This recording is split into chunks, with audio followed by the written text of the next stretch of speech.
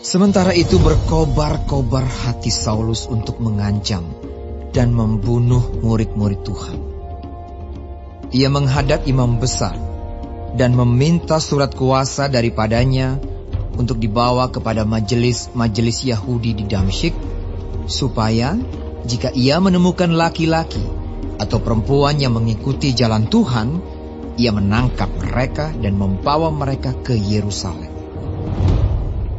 Dalam perjalanannya ke Damsyik, ketika ia sudah dekat kota itu, tiba-tiba cahaya memancar dari langit mengelilingi dia. Ia rebah ke tanah, dan kedengaranlah olehnya suatu suara yang berkata kepadanya, "Saulus, Saulus, mengapakah engkau menganiaya aku?" Jawab Saulus, Siapakah engkau, Tuhan? Katanya, "Akulah Yesus yang kau aniaya itu. Tetapi bangunlah dan pergilah ke dalam kota. Di sana akan dikatakan kepadamu apa yang harus kau perbuat." Maka termangu-mangulah teman-temannya seperjalanan, karena mereka memang mendengar suara itu, tetapi tidak melihat seorang juga pun. Saulus bangun dan berdiri, lalu membuka matanya, tetapi ia tidak dapat melihat apa-apa. Mereka harus menuntun dia masuk ke Damsyik. 3 hari lamanya ia tidak dapat melihat, dan 3 hari lamanya ia tidak makan dan minum. Di Damsyik ada seorang murid Tuhan bernama Ananias. Firman Tuhan kepadanya dalam suatu penglihatan. "Ananias," jawabnya. "Ini aku, Tuhan." Firman Tuhan, "Mari, pergilah ke jalan yang bernama Jalan Lurus, dan carilah di rumah Yudas, seorang dari Tarsus yang bernama Saulus. Ia sekarang berdoa, dan dalam suatu penglihatan, ia melihat bahwa seorang yang bernama Ananias masuk ke dalam dan menumpangkan tangannya ke atasnya, supaya ia dapat melihat lagi." Jawab Ananias, "Tuhan, dari banyak orang telah kudengar tentang orang itu. Betapa banyaknya kejahatan yang dilakukannya terhadap orang-orang kudus-Mu di Yerusalem. Dan ia datang kemari dengan kuasa penuh dari imam-imam kepala untuk menangkap semua orang yang memanggil nama-Mu." Tetapi firman Tuhan kepadanya, "Pergilah, sebab orang ini adalah alat pilihan bagiku, untuk memberitakan namaku kepada bangsa-bangsa lain, serta raja-raja dan orang-orang Israel. Aku sendiri akan menunjukkan kepadanya betapa banyak penderitaan yang harus ia tanggung oleh karena namaku." Lalu pergilah Ananias ke situ dan masuk ke rumah itu. Ia menumpangkan tangannya ke atas Saulus. Katanya, "Saulus, saudaraku, Tuhan Yesus yang telah menampakkan diri kepadamu di jalan yang kau lalui, telah menyuruh aku kepadamu, supaya engkau dapat melihat lagi dan penuh dengan Roh Kudus." Dan seketika itu juga, seolah-olah selaput gugur dari matanya, sehingga ia dapat melihat lagi. Ia bangun, lalu dibaptis. Dan setelah ia makan, pulihlah kekuatannya.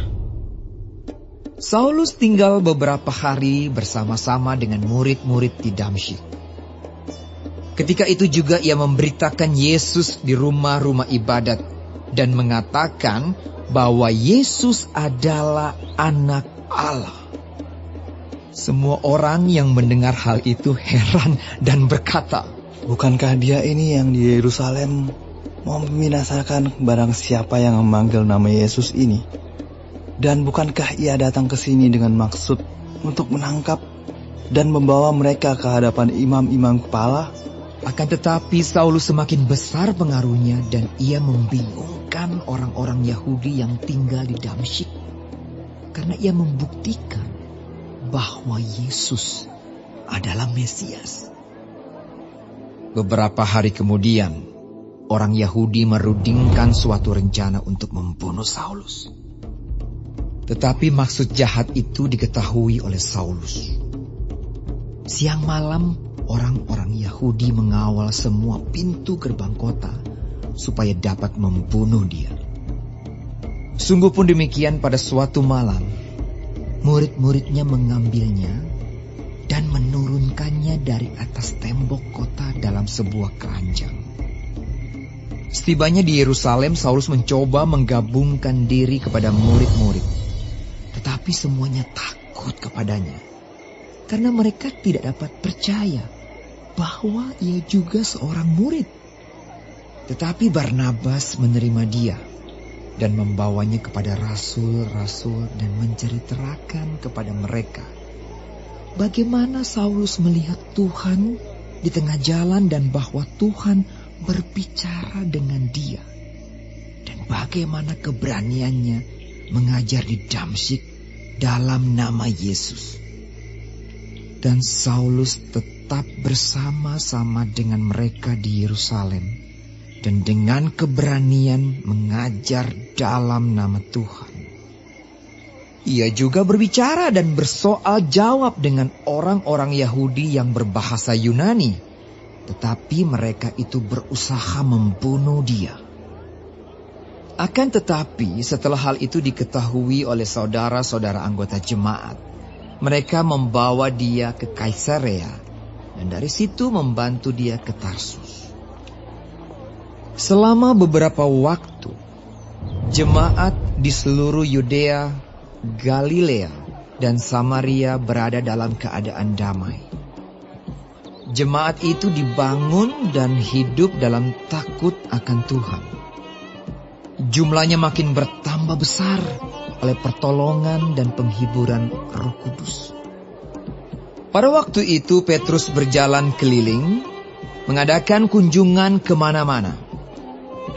Dalam perjalanan itu ia singgah juga kepada orang-orang kudus yang di Lida.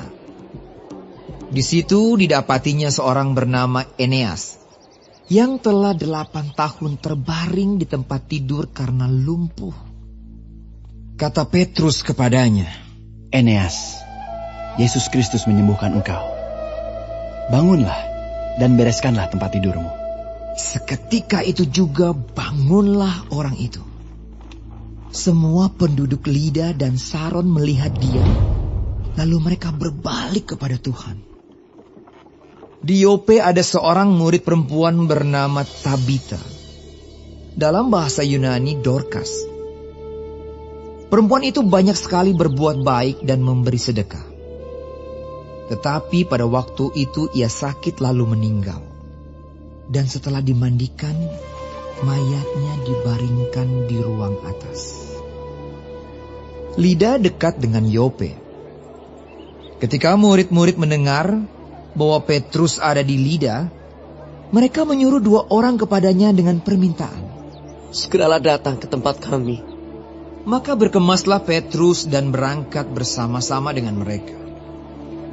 Setelah sampai di sana, ia dibawa ke ruang atas dan semua janda datang berdiri dekatnya dan sambil menangis mereka menunjukkan kepadanya semua baju dan pakaian yang dibuat Dorcas waktu ia masih hidup. Tetapi Petrus menyuruh mereka semua keluar, lalu ia berlutut dan berdoa. Kemudian ia berpaling ke mayat itu dan berkata, Tabita, bangkitlah. Lalu Tabita membuka matanya dan ketika melihat Petrus, ia bangun lalu duduk. Petrus memegang tangannya dan membantu dia berdiri. Kemudian ia memanggil orang-orang kudus beserta janda-janda, lalu menunjukkan kepada mereka bahwa perempuan itu hidup. Peristiwa itu tersiar di seluruh Yope, dan banyak orang menjadi percaya kepada Tuhan. Kemudian daripada itu, Petrus tinggal beberapa hari di Yope, di rumah seorang yang bernama Simon, seorang penyamak kulit.